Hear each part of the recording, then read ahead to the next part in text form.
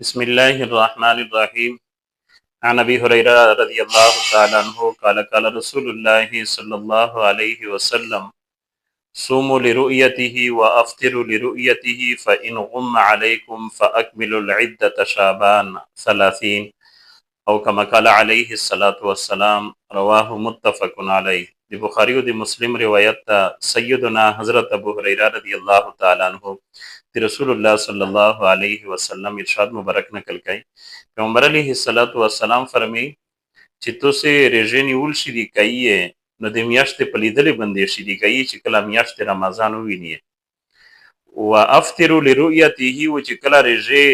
ختمایي یعنی د عید اعلان کوي نو د میاشتې په لیدلې باندې تاسو رمضان ختمایي او د عید اعلان کوي. فإن غم علیکم او کچره په تاسو باندې میاش پټه شي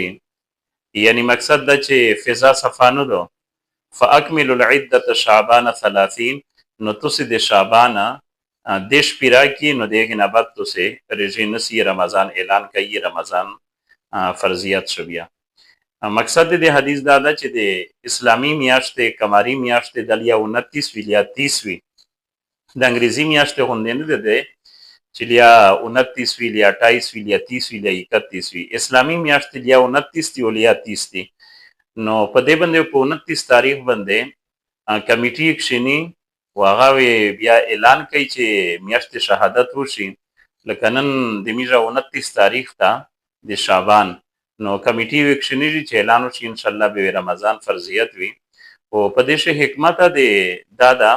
چې قمری میاشتې دي شمسي میاشتې نه دي یعنی جنوري فروری مارچ د میاشتې ایسوب چې کوم د شمسي او د مخش وخت نه مخشه دغه طریقه وا خو د اسلام سمره احکام چې دی او عبادت د شمسي سره نه دي بلکې د قمری میاشتې شدي. او په دې الله رب العالمین حکمت غړ دغه ده انره حکمتینا په داسې دی خو یو غټ حکمت دا ده چې د خپل بندګانو تربیت په هر وخت شي کوي یعنی کله کله ویریږي داسې وي چې په سخت سړو شوی کله په سخت ګرمي شوی کله په خوږو موسم شوی لکه میژو تاسو کسي چې کله په ګرمي شي ریږي کله په سردی شي ریږي وي